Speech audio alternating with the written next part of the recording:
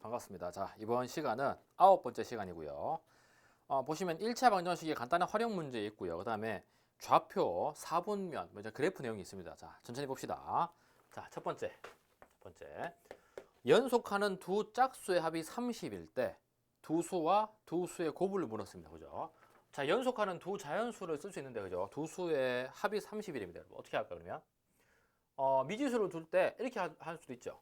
x와 x 플러스 1로 줘주고요. 아니면 x 마이너스 1과 x 플러스 1, 아니면 x 마이너스 2와 x 뭐 어떤 거 줘도 상관없습니다. 아시겠죠? 자, 선생님이 제일 첫 번째로 해볼게요. 두 수의 합이 30이니까 이거 두 개 더했을 때 30이 나와야 돼요. 그럼 계산해 보시면 2x 더하기 2가 30이니까 이 양 해보면 2x는 28이고 x는 14가 나옵니다. 그죠? 14.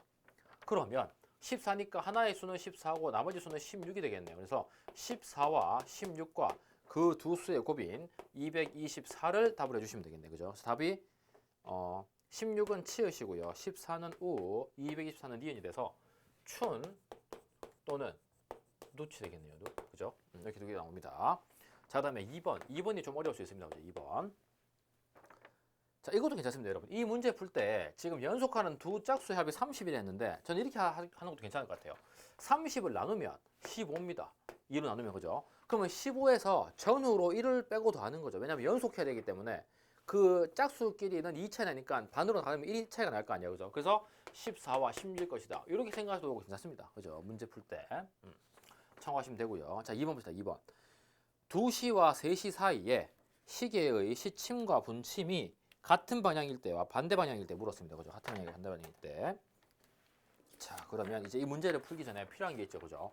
자, 시계가 이렇게 있어요. 시계가 이렇게 있는데, 자, 시계 시침과 분침입니다. 시침과 분침. 지금 2시에 있대. 2시와 3시 사이입니다. 자, 2시와 3시 사이에. 그러면 시침과 분침이 일치할 때는요, 이걸 시침이라 하면 분침은 이런 느낌이겠고요. 그 다음에 또 흰색을 시침이라 하면 분침은 뭐 이런 느낌으로 이제 일치할 때와 180도일 때 이런 이제 상황이 되겠네요. 그죠? 이때 이 시간이 각각 언제인지 물었는데요. 자, 여러분 어떻게 할까요?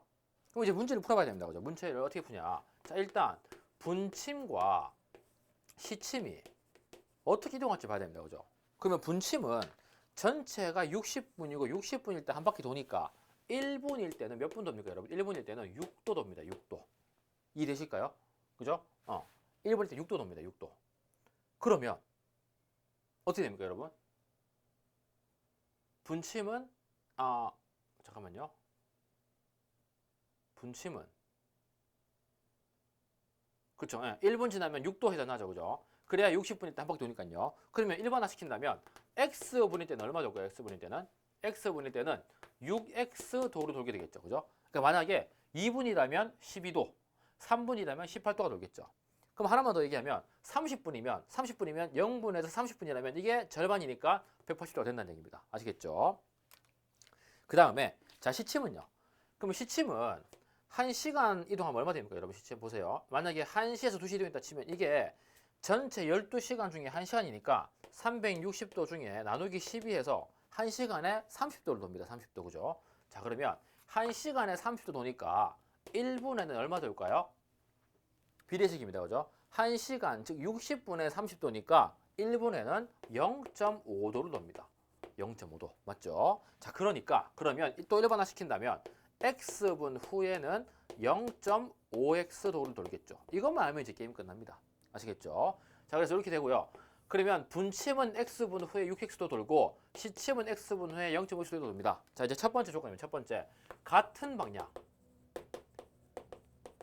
방향일 때 문제 풀어보겠습니다. 그럼 같은 방향은 어떻게 구하냐면 여러분 보세요.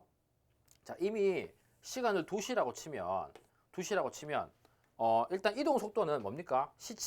분침이 더 빠르겠죠, 그죠? 분침이 분담 이동하는 각도가 더 빠르니까요, 그죠? 그래서 어떻게 할 거냐? 같은 방향이면 분침 이동 속도 빼기 시침을 한 게 0이 돼야 됩니다. 같은 방향이니까 일치할 거 아니에요, 그죠? 일치할 때, 그죠? 그래서 이걸 풀어본다면 그러면 x분 후에 6x로 이동하니까 6x에다가 시침이 이동한 거는 0.5x이긴 한데요. 이미 우리한테 지금 몇 시가 확보되어 있냐면 2시가 확보되어 있어요, 그죠? 그러면 이미 시침은 2시에 와 있을 거란 말이에요. 그죠? 그럼 이 각도는 얼마입니까? 12시에서 2시 사이 가는 이게 60도가 되죠. 그래서 60도를 확보한 이것들의 차가 0이 된다 이 말입니다. 아시겠죠? 다시 쓸게요. 여기 그러니까 이건 뭐냐면 이거는 애초에 2시 정각부터 이동한 분침의 이동 각도고요. 이 친구는 뭡니까? 2시부터 2시 이 시침이 2시에 가 있을 때부터 그 일치할 때까지 이동한 그 시침의 이동 방향, 이동 각도입니다. 알겠죠? 그래서 이것들의 합차가 0이 되는 겁니다. 아시겠죠? 계산해 보시면 6x-0.5x니까 5.5x가 되고요. 마이너스 60을 이항하면 60이 됩니다. 따라서 x는 5.5분의 60이고요. 2배 해준다면 11분인가요? 11분의 120이 되겠죠. 그래서 11분의 120분이 됩니다. 그러니까 다시 말하면 2시 11분의 120분일 때가 이 시침과 분침이 같은 방향이라는 겁니다. 그죠? 뭐 약분해 보시면 10 조금 넘기죠. 그러니까 2시 10분 조금 넘는 시간에 이제 시침과 분침이 같아진다는 얘기입니다. 아시겠죠? 그 다음에 자 이번에는 다른 방향입니다. 반대 방향인가요? 반대 방향. 자 반대 방향. 반대 방향이면 그림이 이제 이 그림이죠. 분홍색 그림이요. 그죠? 그럼 반대 방향은 여전히 이 분침이 더 빨리 이동하니까 분침에서 시침을 뺀 게 180이겠다. 식을 세우면 되겠네요. 그죠? 똑같습니다. 분침의 이동 6x. 시침은 60도 확보한 상태에서 분마다 x분 후에 0.5x 이동할 거니까 이거 두 개를 뺀 게 180이 되면 됩니다. 이랬죠?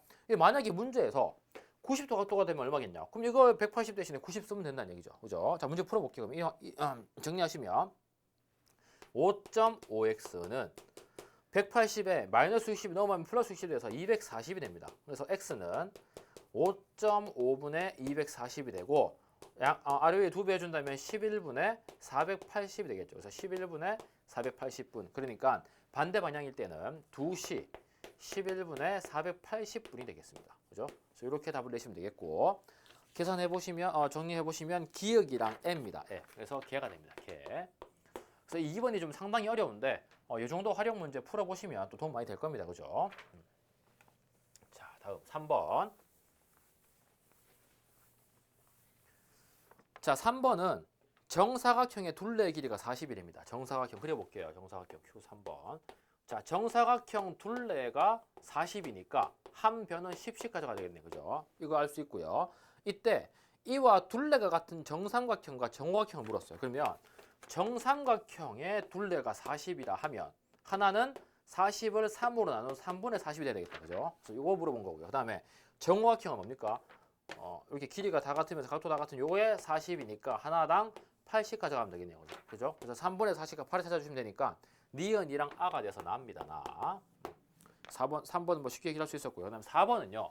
다음 중 축 위에 있는 점을 골랐습니다. 축. 그죠? 축은 이렇게 좌표축이 이렇게 두 개 있습니다. 그죠? 우리가 편의상 이 친구를 가로에 있는 축을 X축이라고요. 세로에 있는 축을 Y축이라 합니다. 그죠? 그래서 이 X축과 Y축을 합쳐가지고 좌표 평면이라 부르는데요. 지금 문제에서 축 위에 있는 점을 물어봤으니까 뭐 이런 것들 있죠. 이런 것들이나 이런 것들입니다. 그죠? 그래서 이런 것들의 특징은 뭐냐? X축에 있다면 Y 좌표가 0이 돼야 되고요. 그죠? 일단 반대로 Y축에 있다면 X 좌표가 0이 돼야 된다. 그러니까 둘 중에 반드시 0이 하나는 들어있어야 된다. 그죠? 그걸 찾으면 되겠죠. 찾아보시면 두 개 있습니다. 두 개. 4,0 하고요. 그 다음에 0,-3.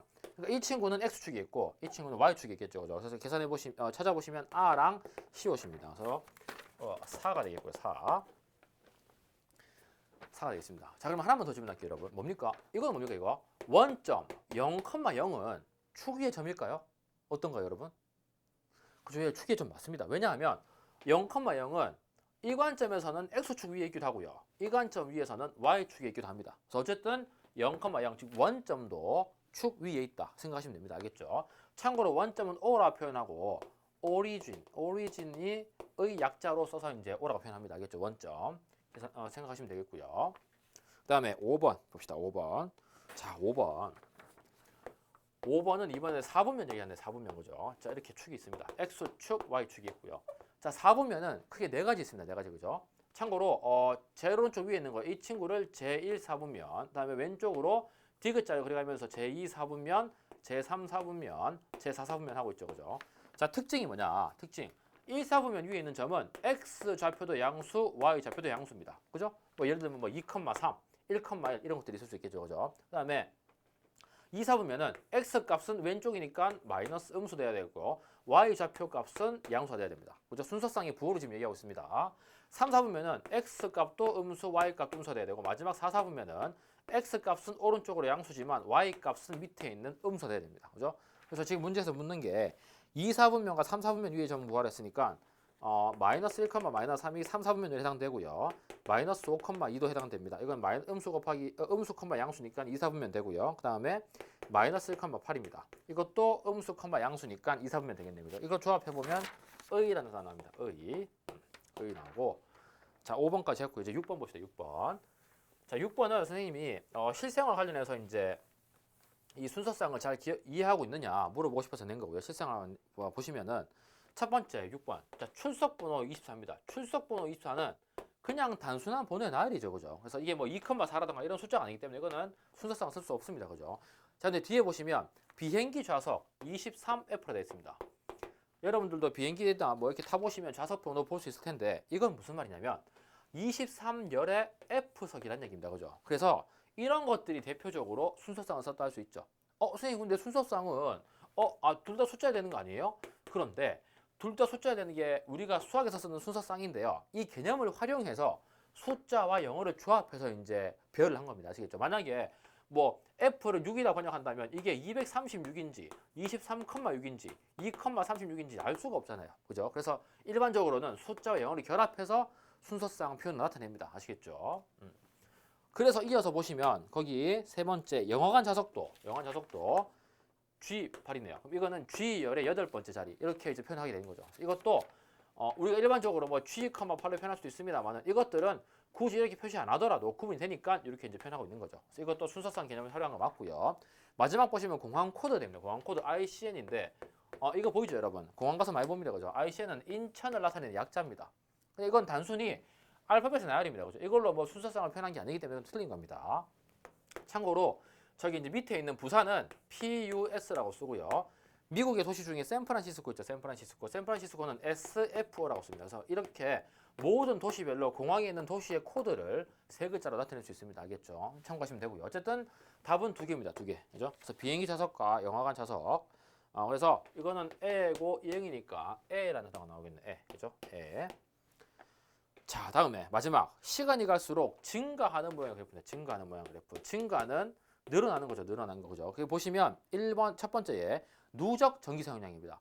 그냥 전기 사용량이라 하면 여름에는 에어컨 튼다고 올라갔다가 겨울에는 에어컨 안 트니까 내려갈 수 있지만 누적은 무조건 쌓여갑니다. 그죠? 그래서 누적이니까 첫 번째는 해당되고요. 증가하는 거. 그다음에 몸무게는 얼마나 몸무게는 내가 좀 살이 쪘는데 다이어트 해야겠다. 그럼 살이 빠지니까 안 되겠죠. 그죠? 그다음에 나이.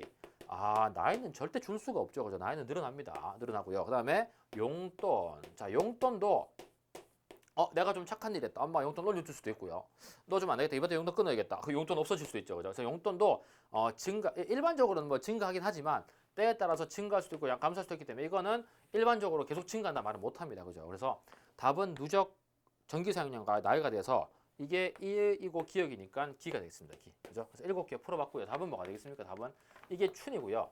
나의 사춘기에게 이게 답이 됩니다. 그래서 나의 사춘기에게 볼빨간 사춘기 노래인데 선생님도 이 노래 들으면서 뭔가 여러분들에 대한 뭐 저도 학창 시절에 겪긴 했습니다만은 참 여러분들도 힘들 수 있겠다 생각이 들더라고요. 그래서 이 노래 듣고 좀 위로 아니면 위로 받아 보시고 이어서 10번에서 이제 풀어보겠습니다. 자, 10번이 꽤 많이 어려울 수 있습니다. 10번은 1차 원자식의 활용 문제를 넣었는데요. 이 정도 한번 해결해 보시고 이제 다음 단어 넘어가는 것도 나쁘지 않겠다 싶어서 꽤 오랜 시간을 걸쳐서 만들었습니다. 그래서 그것도 한번 풀어보시고요. 이번 시간 여기까지 하겠습니다. 네, 마무리하겠습니다.